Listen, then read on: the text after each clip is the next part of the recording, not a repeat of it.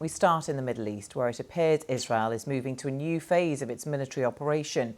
Residents from the southern Gazan city of Khan Yunis have started to return home after the Israel Defense Forces say they have withdrawn all of its manoeuvring ground forces, leaving just one brigade.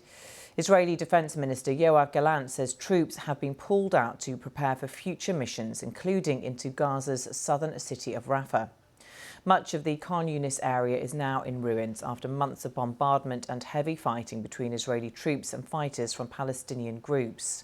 Sunday marked 6 months since Hamas, designated a terrorist organisation by the US, UK and others, attacked Israel, killing around 1,200 people and taking more than 250 others hostages. Israel's Prime Minister Benjamin Netanyahu vowed to crush and destroy Hamas so that it no longer posed any threat, launching a mission to bring all hostages home. In the war that has followed, Gaza's Hamas-run health ministry says at least 33,000 people have been killed. Israel says many thousands of those are armed militants. On Sunday, tens of thousands of protesters in Israel took to the streets, calling for the Israeli government to strike a deal to bring home hostages and for Mr. Netanyahu to resign. Well, let's speak now to our international editor, Jeremy Bowen, who is in Jerusalem. Jeremy, good to see you.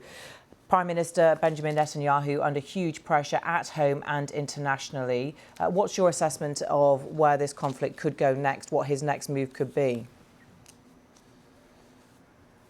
Well, those troops are pulling back from Khan Yunis, or they've gone, and there have been pictures. Of course, we can't get into Gaza ourselves, but because the Israelis and the Egyptians won't let us, but there are pictures circulating from Gaza of people walking in the morning sun through the ruins towards Khan Yunis.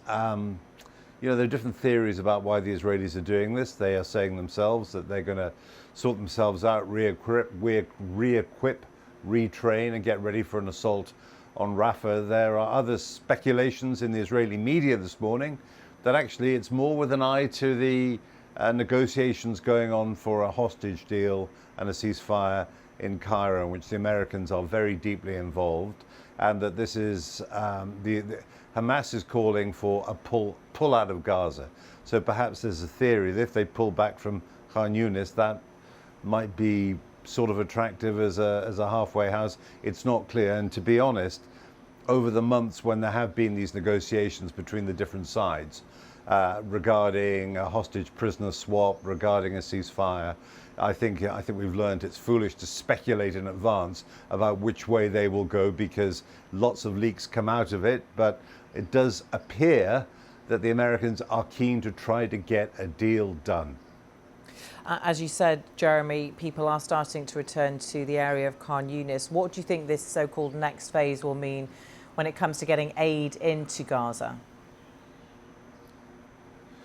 Well, under massive pressure from the Americans after that team from the World Central Kitchens were killed by the Israelis, which incidentally, that organization is one of the few of the relief organizations there which actually was considered to have a pretty good relationship with the Israelis.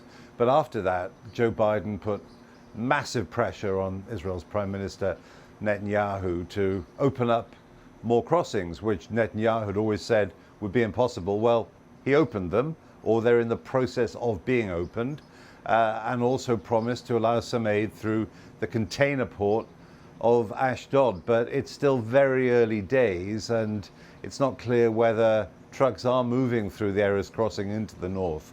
And to be honest, it will take a massive influx of aid, not just food aid, but medical aid, and the people to administer it, to stave off what, by common consent and by hard data, is an imminent famine in northern Gaza, which might already have arrived.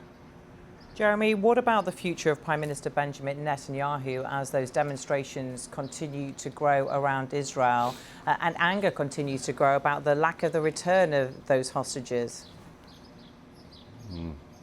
Yeah, those demonstrations, the things to know about those demonstrations are, it's not like they're not demonstrating for an end to the war.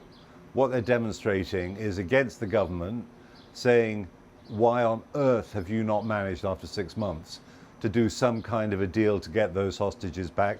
Because there is a deal to be done if Israel is prepared to, nasty language, but it's what it is, pay the price in terms of releasing Palestinian prisoners and acceding to some of the other demands that Hamas has made. You talk to people in those demos and they say, look, make the deal, get the hostages back, then do what you want in Gaza. But that pro-hostage movement, if you like, has come together with the pre-existing anti-Netanyahu movement, and they were demonstrating very much in the months before Hamas attacked at the beginning of October last year. And for a while, they put everything on hold, national unity, rallying around the flag and all that kind of thing. But now it is absolutely not seen as unpatriotic to demonstrate in the streets because they want Netanyahu out. But he has a parliamentary majority, and as long as he can hold on to that parliamentary majority, it's a couple of years before the next election. OK, Jeremy in Jerusalem, thank you.